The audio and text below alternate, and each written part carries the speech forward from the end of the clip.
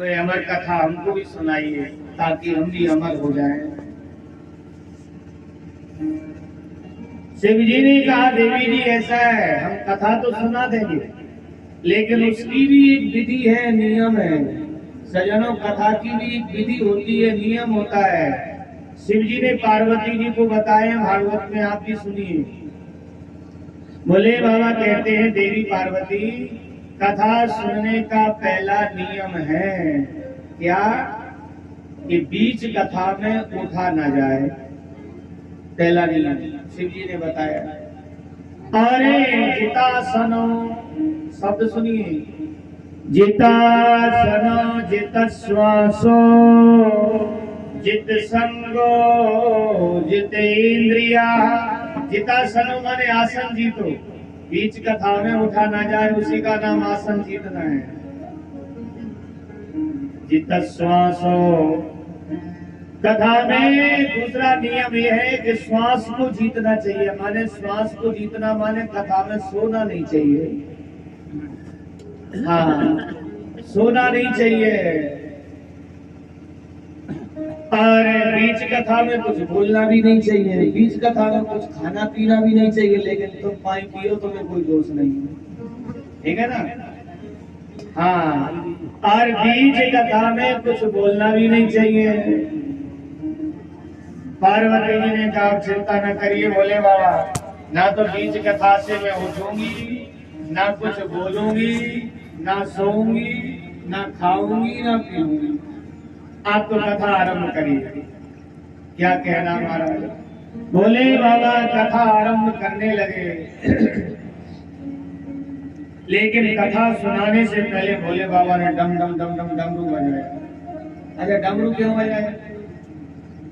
डमरू भोले बाबा का जब बजता है तो लिखा है कि जब जब शिव का डमरू बोले आगम निगम के भेद खोले। शिव जी का डमरू बजता है तो वेद वेदांत की ध्वनि निकलती है, जिससे संसार के माया में जो जीव होते हैं वो भाग जाते हैं। क्योंकि अमर कथा सुना रहे थे, उन्होंने सोचा कोई जीव जंतु ना सुने, गुप्त कथा है। इसलिए जैसे ही डमरू बजाया, आहा, भोले बाबा का डमरू बजता है तो सारा कैलाश पर्वत आनंद में हो जाता है, सारा ब्रह्मांड आनंद में हो जाता है। एक संत ने कहा है, क्या कहा है सुनिए आप।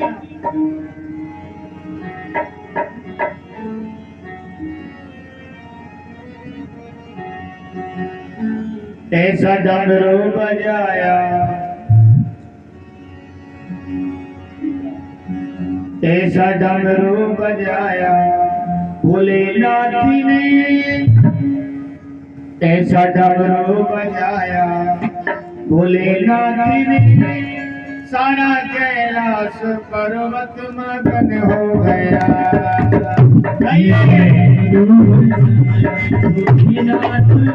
सारा कैलाश पर्वत मगन हो गया। ऐसा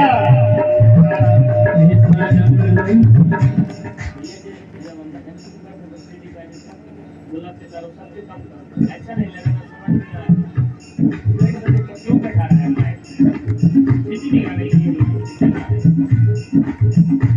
ऐसा डमरू, ऐसा डमरू, ऐसा डमरू बजाया भोलेनाथ सारा पर्वत मगन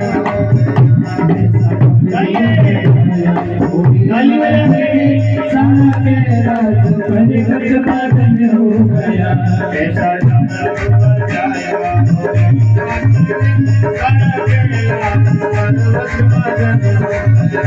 ऐसा डमरू बजाया भोलेनाथ ने, सारा कैलाश पर्वत मगन हो गया।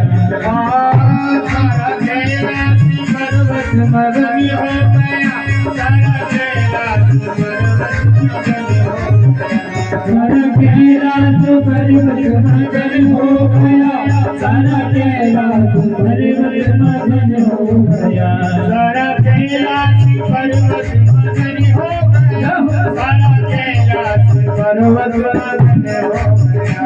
सारा कैलाश पर्वत मगन हो गया, सारा कैलाश पर्वत मगन हो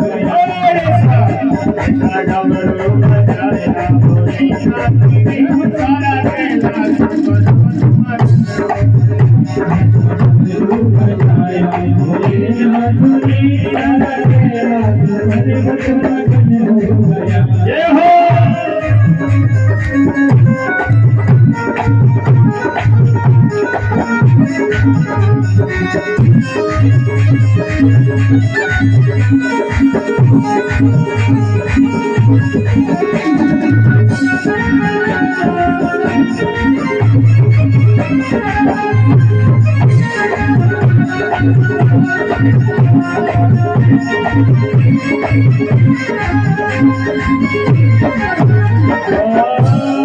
डमरू को सुन करके ब्रह्मा भी आए, डमरू को सुन करके ब्रह्मा भी आए, डमरू को सुन करके ब्रह्मा भी आए, डमरू को सुन करके ब्रह्मा जी आए, ब्रह्मा भी आए संग ब्रह्माणी आए, ब्रह्मा भी आए संग ब्रह्माणी आए, ब्रह्मा भी आए संग ब्रह्माणी आए, ब्रह्मा भी आए संग ब्रह्माणी आए।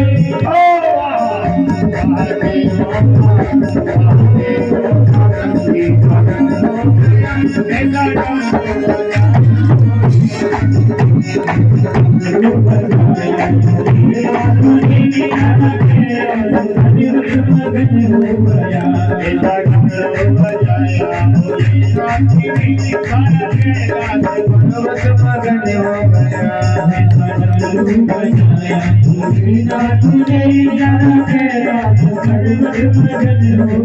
हरि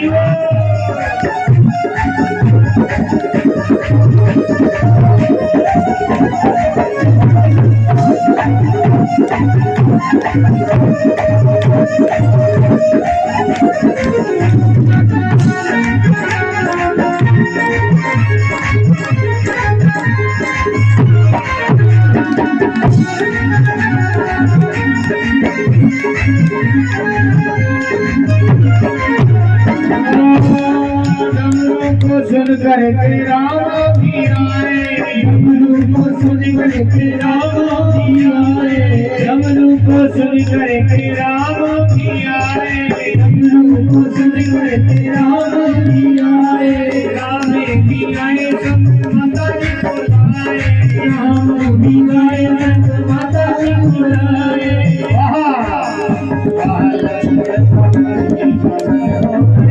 ऐसा डमरू बजाया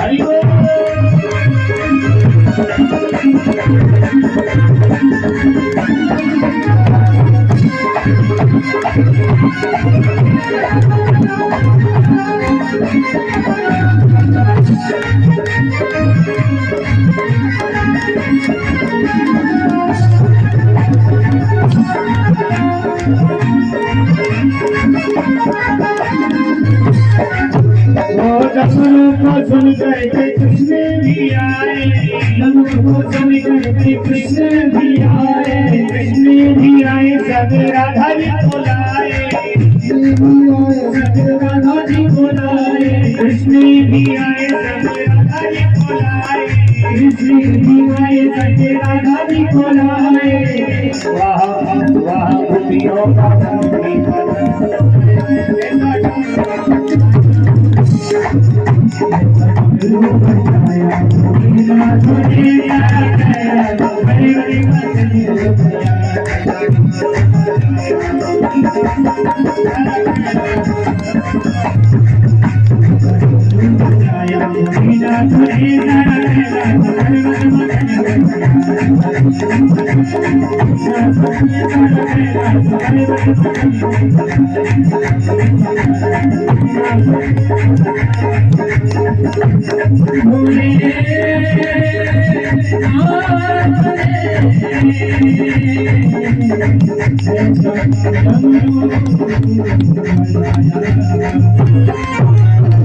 बोलिए शंकर भगवान की जय। बोले बाबा ने ऐसा डमरू बजाया कि त्रिलोकी महाराज शिव जी के ध्यान में डूब गया। सारे जीव जंतु भाग गए, केवल गोलोक धाम से जो राधा रानी और कन्हैया के आदेश के अनुसार आए थे कैलाश पर्वत पर, कौन? सुखदेव, क्योंकि बट वृक्ष था वहीं, और बट वृक्ष में घोंसला लगा था, घोंसले में रहते थे तोता तोती। तो श्रीमान सुखदेव जी तोती के गर्भ में आ गए। केवल अंडाकार सुखदेव जी वहां पड़े हैं, बाकी के सारे जीव जंतु भाग गए। पहले दिन की कथा आरंभ हुई, भोले बाबा ने कथा आरंभ की। पार्वती जी सामने बैठी हैं, हाँ जी बोलती जा रही है, ध्यान से कथा सुनती जा रही है।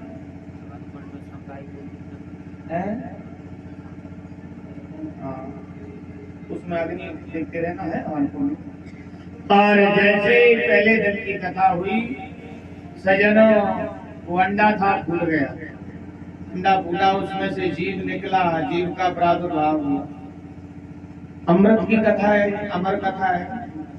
दूसरे दिन की कथा चली सजनों, उस जीव में पंख आ गए, पंख निकल आए, तोते का जीव था। सजनों तीसरे दिन की कथा में और संपूर्ण पंख हो गए।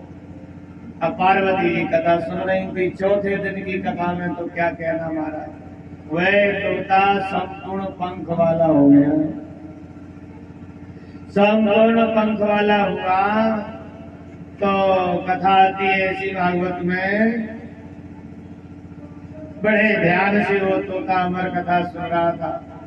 लेकिन पांचवें दिन की कथा में क्या हुआ कि भोले बाबा कथा सुना रहे थे, भक्ति ज्ञान वैराग्य योग और संन्यास, ये गंभीर ज्ञान का विषय चल रहा था। तो सजनों पार्वती जी कथा सुनते सुनते सो गई। हमारे और आप जैसी तो कथा थी नहीं कि 3-4 घंटे सुन लियो, उसी में कभी ऐसे कभी ऐसे। वो तो अविश्राम गति से चल रही थी, नॉन स्टॉप, बीच में कोई विश्राम नहीं। ना भोले बाबा ने आसन बदली, ना पार्वती ने, अखंड कथा चल रही। अब पांचवें दिन की कथा में सुनते सुनते पार्वती जी को थकान आई, से नींद आ गई। अच्छा, कथा में नींद आ जाती, कथा में ही नींद आ जाती है। जब अर्जुन कथा सुना रहे थे सजनों सुभद्रा के लिए, तो सुभद्रा सो गई। अभिमन्यु गर्भ में थे, वहां तक तो कथा उन्होंने सुन ली कि चक्रव्यूह का भेदन कैसे किया जाता है, कथा चल रही थी। लेकिन जो अंदर प्रवेश होने के बाद बाहर कैसे निकला जाता है, वहां कथा आने से ही पहले सुभद्रा सो गई। इसलिए अभिमन्यु की कथा अधूरी रह गई। भागवत में तो नहीं लिखा, लेकिन कुछ लोग कहते हैं कि राजा परीक्षित कथा सुनते सुनते आंख बंद कर लिए, नाक सरूट लिए तो नाक कच्ची रह गई। भागवत में नहीं लिखा है, लोग कहते हैं। पार्वती की कथा सुनी तो उनकी अधूरी कथा रह गई। हाँ, अधूरी कथा, आधा अधूरा ज्ञान सजनों कोई लाभ नहीं देता। संपूर्ण कथा सुनते हैं, ध्यान से सुनते हैं, जीवन में उतारते हैं, तभी लाभ मिलता है। हाँ, और कथा में तो नींद अक्सर आती है, लेकिन ये नहीं कह रहा कि सबको आती हो। इधर उधर मन भटकाओगे तो नींद अवश्य आएगी। और सजनों मैं आपको सच्ची घटना बताऊं, हमारे जो कला, हमारे सोनू महाराज विराजमान है, हमारे ढोलक मास्टर हैं। हम जम्मू कश्मीर में कथा कर रहे थे, आप लोगों ने भी देखा, मोबाइल पे लाइव चली थी। वह हमारी कथा चल रही थी वैष्णव देवी के पास जम्मू में। तो एक माता जी आई, हमसे बोली महाराज हम बड़े परेशान हैं। हमने कहा क्या बात है, क्या दिक्कत है? अरे महाराज 5 लाख रुपया इलाज में लग गया। 5 लाख इलाज में लग गए, लेकिन बीमारी ठीक नहीं हो रही। मैंने कहा माता जी बीमारी क्या है तो बताओ। बोले महाराज हमें नींद नहीं आती। क्या नहीं आती? नींद नहीं आती। मैंने कहा माता जी नींद आ जाएगी, ये गारंटी। महाराज कितना खर्चा आएगा? मैंने कहा एक भी नहीं। क्या करना पड़ेगा, क्या दवा लेना पड़ेगा? हमने कि ना कोई पैसा लगेगा, ना कोई दवा लेना पड़ेगा। हमने वहाँ कथा रखी थी 3 से 6। मैंने कहा भैया जैसे ही हमारी कथा हो तो 3 बजे ही कथा में आ जाना। बोले महाराज मैं 2:45 बजे ले जाऊंगी जब बिना पैसे के रोग ठीक होगा। अच्छा सच्ची बात है, भगवान की लीला। सच में यो मैया कथा में 2:45 बजे आ गई। हम जैसे 3 बजे मंच पे पहुंचे तो पहले ही वो कथा में बैठी। महाराज राम जी की लीला, कन्हैया की लीला। जैसे स्तुति और भजन के बाद कथा शुरू हुई, 10 मिनट ही बाद मैया सो। और तुम यहाँ नहीं रही थी महाराज, कई बार सोई, ऐसी सोई ऐसी सोई ऐसी सोई के 3 घंटे बाद कोई पता नहीं चलोगे कब निकल। हमारे अखंड सोई। और जैसे ही बाद में आते भाई लोगों ने भाई उठाओ, मेरे पास आई और चरणों में लेट गई। महाराज मुझे बड़ा फायदा मिला। आई तो मैं पूरी सोई। मैंने कहा मैया तुम कथा में आते सोते कथा में आती है सोती है, कोई दिक्कत नहीं है। तेरे 7 दिन में तेरी बीमारी दूर हो जाएगी। तो देखो भैया कथा में हम आ गए, सो भी जाए तो भी कोई दोष नहीं है, इसको दोष नहीं माना गया। क्योंकि घर में सोने की अपेक्षा कथा में सोना भी ठीक है। क्योंकि 3-4 घंटे में यदि आज थोड़ी सी कथा मिल गई तो उससे ही कल्याण हो सकता है। हाँ, इसलिए तुम हिम्मत मत हारो। ये नहीं सोचना चाहिए कथा में हमें आलस आता है हम नहीं जाए, नहीं तुम तो खूब आओ खूब सो। अब जाको मतलब ये नहीं है कि मैंने छूट दे दी तो खूब सो जो भी ध्यान रखिए। लेकिन इसमें कोई दोष नहीं है, पाप नहीं है। कथा में सो जाओ कोई दोष नहीं, तुम तो बैठे रहो। हाँ 3-4 घंटे में कभी तो भगवान की कथा हमारा कल्याण करेगी। उठना नहीं चाहिए, सो भले। बोलिए नारायण भगवान की। तो बोले बाबा कथा सुना रहे थे, पार्वती जी सो गई। अब सो गई तो हाजी हाजी बंद हो गई। अब वो तोता ने सोचा कि ऐसा ना हो कि भोले बाबा कथा बंद कर दे, हाजी हाजी बोल रहे। इसलिए सज्जनों उस तोता ने पार्वती की आवाज में ही हाजी हाजी कहना आरंभ कर दिया। ये बात बिल्कुल लिखी हुई है और प्रमाण की है। तोता जैसा सुनता है वैसा ही बोलता है, याद रखना। कसाई के यहाँ रहने वाला तोता होगा वो कहेगा मारो काटो मारो काटो। वो संत के यहाँ रहने वाला तोता होगा वो यही कहेगा सीताराम राधे श्याम। छोटे छोटे बच्चे भी तोता ही होते हैं। जैसा उनके लिए संग मिलता है, जैसा घर में माहौल मिलता है, वैसी वो भाषा होगा। तो सज्जनों सुखदेव रूपी तोता ने केवल राधा जी का ही ध्यान किया था, इसलिए उसने पार्वती जी की आवाज में हाँ जी राधा राधा कहना आरंभ कर दिया। भोले बाबा नेत्र बंद करके कथा सुना रहे थे, पार्वती जी सो गई थी। जैसे ही 7वें दिन कथा का विश्राम हुआ, भोले बाबा ने जयकारा लगाया, बोले बाल कृष्ण लाल की। हाँ सजनों जयकारा लगाया, पार्वती जी जाग गई और दोनों हाथ जोड़ के बोली, हे भोले बाबा आगे वो तो बताओ, उद्धव जी से भगवान ने क्या कहा? शिव जी बोले क्या कहा? कथा तो पूरी हो गई। पार्वती जी ने कहा भोले बाबा हम तो सो गई थी। बोले आप सो गई थी तो हाजी हाजी कौन बोल रहा था? बोले पता नहीं। भोले बाबा ने ध्यान धर के देखा, वट वृक्ष पर तोता बैठा है, राधे राधे बोल रहा। हाँ भोले बाबा ने कहा इसी तोता ने अमर कथा सुनी और इसको दंड दिया जाए। क्यों दिया जाए? इसने कथा सुनी लेकिन हमसे ऊपर बैठ के सुनी, छुप करके कथा ना सुनी जाए, सामने बैठ। अच्छा कई लोग तो ये कहते महाराज हमने पूरी कथा सुनी, तुम कहाँ सुना? नींद के नीचे बैठे बैठे। अब बताओ कथा भी सुन रहे थे, घड़ी भी धोक रहे थे, बातें भी कर रहे थे।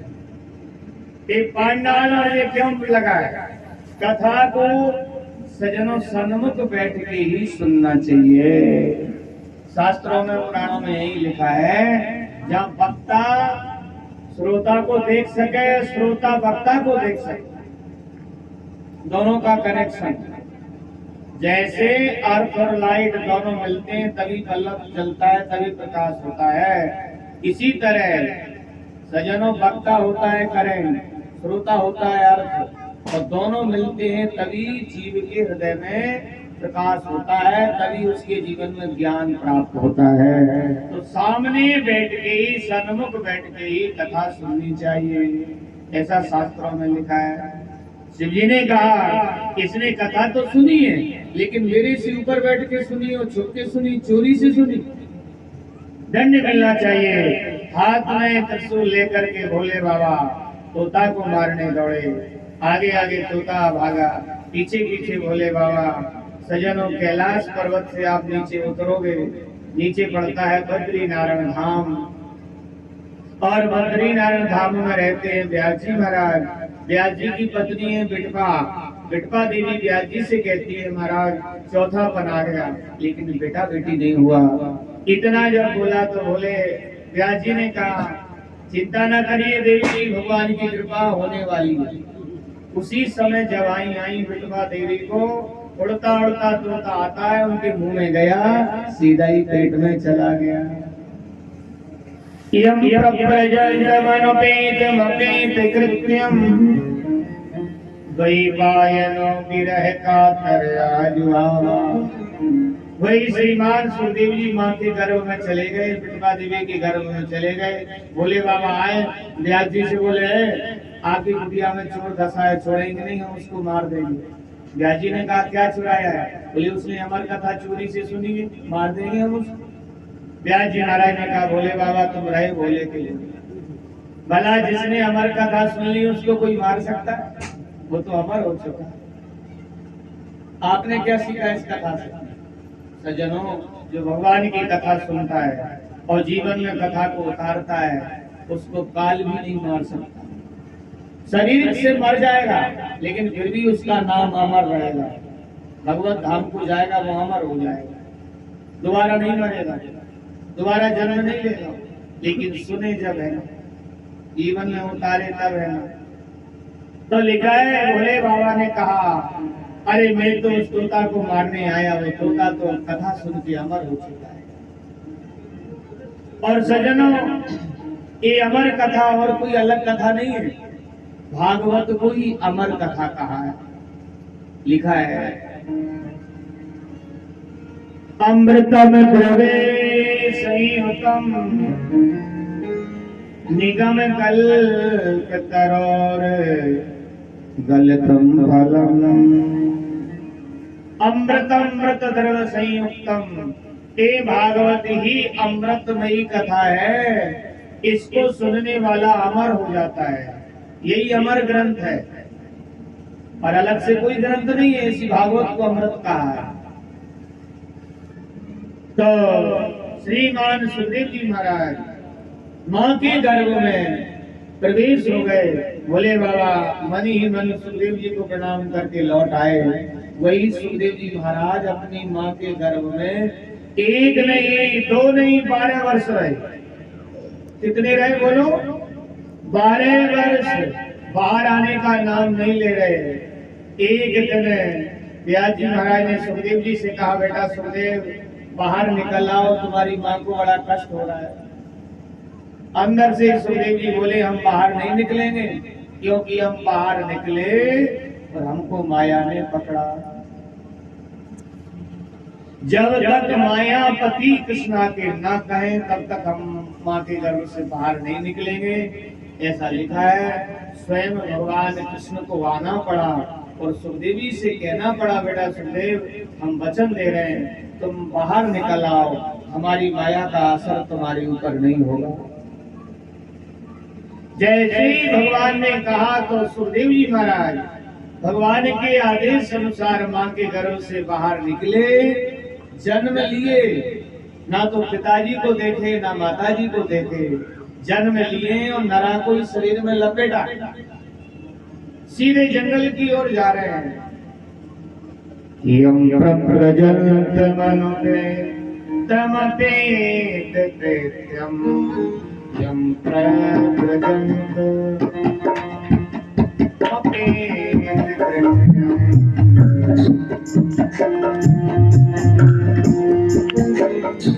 भागवत जी का श्लोक है, कोई पायनो रहे कातर राजुहा पुत्रे तन में गया सर्वो विनेशो तम सर्वभूत हृदयं मुनिमानतोऽस्मि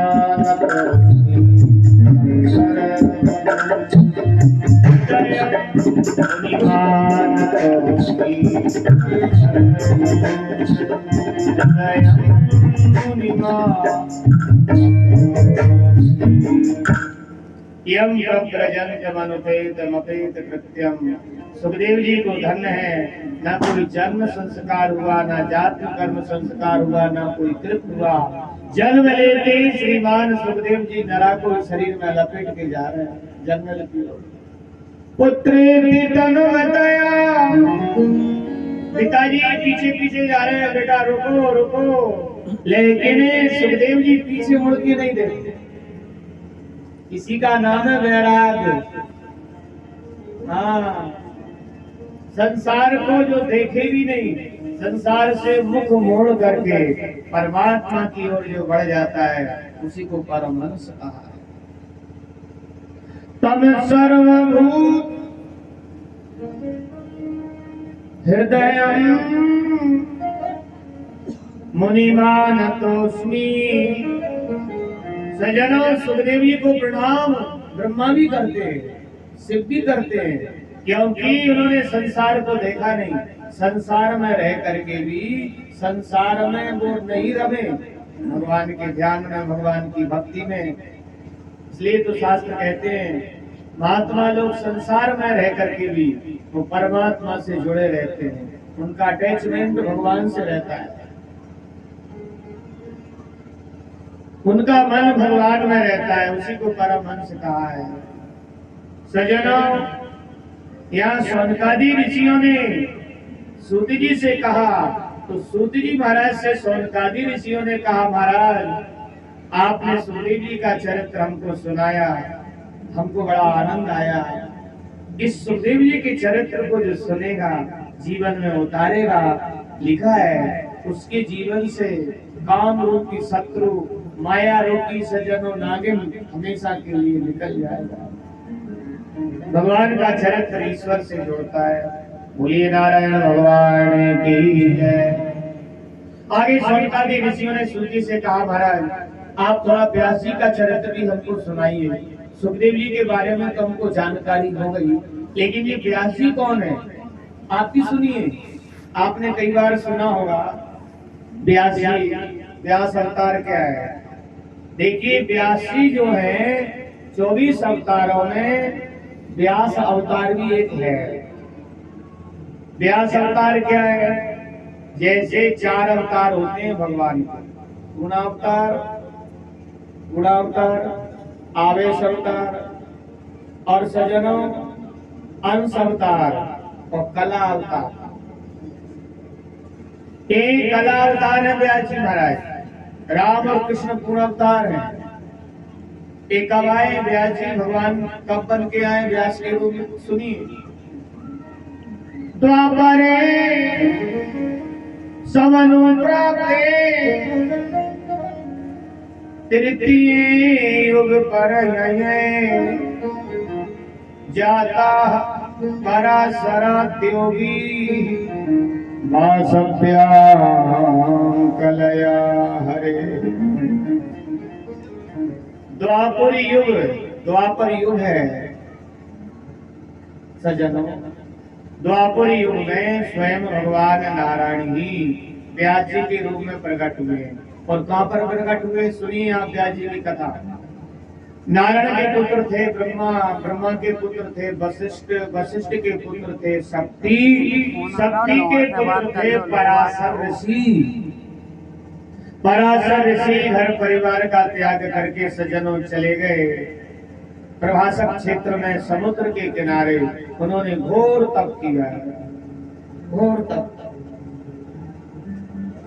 भगवान की भक्ति में ऐसी लीन हो गए, ध्यान में ऐसे लीन हो गए, पता नहीं चल रहा कि जीवन कब बीता जा रहा।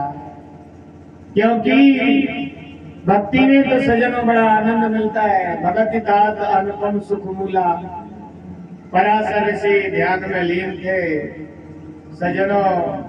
1000 वर्षों तक उन्होंने घोर तप किया। 1000 वर्ष बाद उनकी आंख खुली, बड़ा सुंदर प्रकृति का दर्शन किया। सुंदर सुंदर वृक्ष खिल रहे हैं, पुष्प लहरा रहे हैं, फल फूल लगे हैं, प्रकृति का आनंद बड़ा अद्भुत होता है। पराशर ऋषि ने सोचा चलो हम थोड़ा भ्रमण करते करते आगे बढ़े तो समुद्र के किनारे उन्होंने एक सुंदर युवती देवी को देखा। तरुण अवस्था थी उसकी, बड़ी सुंदर थी, 20 वर्ष की उसकी उम्र, नौका चला रही थी। पराशर ऋषि उस देवी को देखते ही मोहित हो गए और जाकर के पूछा, देवी कौन है आप? देव कन्या, नागकंद कन्या, गंधर्व कन्या, मानव कन्या, कौन है आप? और आपका सौंदर्य अद्वितीय है, आपका परिचय दो। उस देवी ने कहा, महाराज मैं दास राय केवट की पुत्री हूँ और मछली के उदर से मेरा जन्म हुआ है, इसलिए मेरा एक नाम है मत्स्योदरी और मेरा पिता मेरे को प्यार से बोलता है सत्यवती। मैं नौका चलाती हूँ और व्यवसाय करती हूँ। नौका चला करके जो पैसा धन मिलता है उससे परिवार का पालन पोषण होता है और नौका चलाना मेरा एक धंधा है। पराशर ऋषि ने कहा, धन्य है देवी, ये प्रभु की लीला है। मेरा मन कभी कुमार पर नहीं गया, लेकिन आज मेरा मन तुम्हारी ओर खींचा जा रहा है। ये प्रभु की लीला है। मेरी इच्छा है कि मैं तुम्हारे गर्भ से बेटा चाहता हूँ। उस देवी ने कहा, महाराज आप क्या बात करते हैं, आप तो ब्राह्मण और मैं कहाँ है शूद्र कन्या, मेरा और आपका मिलन कैसे होगा? बोले देवी ये विधि का विधान है। बोले महाराज मेरे शरीर से दुर्गंध आती है। पराशर ऋषि ने कहा, देवी आप चिंता न करिए, तुम्हारे शरीर में दुर्गंध आती है तो हम सुगंधी भर देंगे। पराशर ऋषि ने उसी क्षण तप का प्रभाव डाला, उस देवी के शरीर से सुगंधी निकलने लगी, 2.5 वजन कर सुगंधी निकल गई। देवी ने कहा, सत्यवती ने कहा, महाराज इस समय दिन है, उजाला है, हमारा और आपका मिलन कैसे होगा? बोले दिन उजाला है तो मैं संसार को ढक दूंगा। तपस्या के प्रभाव से लिखा है भागवत में, महात्मा पराशर ने संसार को ढक दिया। उसी समय से कोहरा बन गया, जो कोहरा पड़ता है पराशर ऋषि का बनाया है, संसार ढक दिया। काम इतना प्रबल है कि संसार को तो महात्मा ढक सके लेकिन काम को नहीं ढक सके। देवी ने कहा, महाराज मेरा कुमारत्व नष्ट हो जाएगा, कुमारत्व नष्ट हो जाएगा। पराशर ऋषि ने कहा, कुमारत्व नष्ट तो तब होगा जब मैं तुम्हारा स्पर्श करूंगा। स्पर्श ही नहीं करूंगा, दृष्टि से सृष्टि होगी। पराशर ऋषि ने देखा उनकी ओर और देवी ने पराशर ऋषि की ओर देखा। उसी क्षण वो गर्भवती हो गई और ज्यादा समय नहीं लगा, प्रभु की लीला गर्भवती जैसी हुई उसी क्षण थोड़ी देर बाद एक बालक का जन्म हो गया। बोली नारायण भगवान की। वो कौन थे? वो साक्षात भगवान नारायण ही व्यास के रूप में प्रकट हुआ। सत्यवती के महात्मा के तेज, महात्मा के अर्थ। इसमें कोई शास्त्र विरुद्ध कोई आचरण नहीं था, वेद विरुद्ध कोई आचरण नहीं था। हाँ, शास्त्र सम्मत ये सब लीला थी भगवान। सुखदेवी के पिता जो थे व्यास जी महाराज का प्राकट हो गया। क्या कहना महाराज, पराशर ऋषि को अंतर ध्यान हो गए। सुखदेव जी महाराज के जो पिता थे व्यास जी, माँ को प्रणाम करके बोले सत्यवती से, माँ ये रहस्य गुप्त रहना चाहिए, किसी को पता न चले, क्योंकि तुम अभी कुंवारी हो, मेरा जन्म तुम्हारे गर्भ से, संसार क्या कहेगा, क्या टीका टिप्पणी करेगा। अब मैं जा रहा हूँ, लेकिन जब भी तुम संकट में विपत्ति में मेरा स्मरण करोगी, तुम्हारा बेटा व्यास तुम्हारे सामने प्रकट हो जाएगा। माँ को प्रणाम करके, माँ को वंदन करके श्रीमान व्यास जी महाराज सीधे चले गए उत्तराखंड बद्री का आश्रम, जहाँ सरस्वती का संगम है, जहाँ सरस्वती का उद्गम है, प्राकट है। वहां जाकर के व्यास जी ने एक झोपड़ी बनाई जिसे हम सम्याप्रास कहते हैं। घोर तपस्या की है व्यास जी। सज्जनों, ना कहीं विद्यालय में गए, ना पढ़ने गए, तपस्या के प्रभाव से लिखा है भागवत में, उनके हृदय में संपूर्ण वेद वेदांत सारा ज्ञान प्रकट हुआ। और जब ज्ञान प्रकट हुआ तो व्यास जी महाराज ने जगत की ओर दृष्टि डाली। जगत की ओर दृष्टि डाली जब व्यास जी ने, तो सज्जनों, व्यास जी ने देखा कि संसार में कलयुग के प्राणी कैसे हैं। सुनिए, मंदा सुमंद मतयो मंदे भाग्यायुपत्रता। व्यास जी महाराज ने देखा कि आगे कलयुग आ रहा है और कलयुग में प्राणियों की, मनुष्यों की मंद बुद्धि होगी। मंदा सुमंद मतयो, मंद बुद्धि, कमजोर बुद्धि होगी। और मंद भाग्यायुपत्रता, मंद भाग होगा। एक बात आप बिल्कुल मन में बिठा के रखना, यदि कोई बुद्धिमान हो, कोई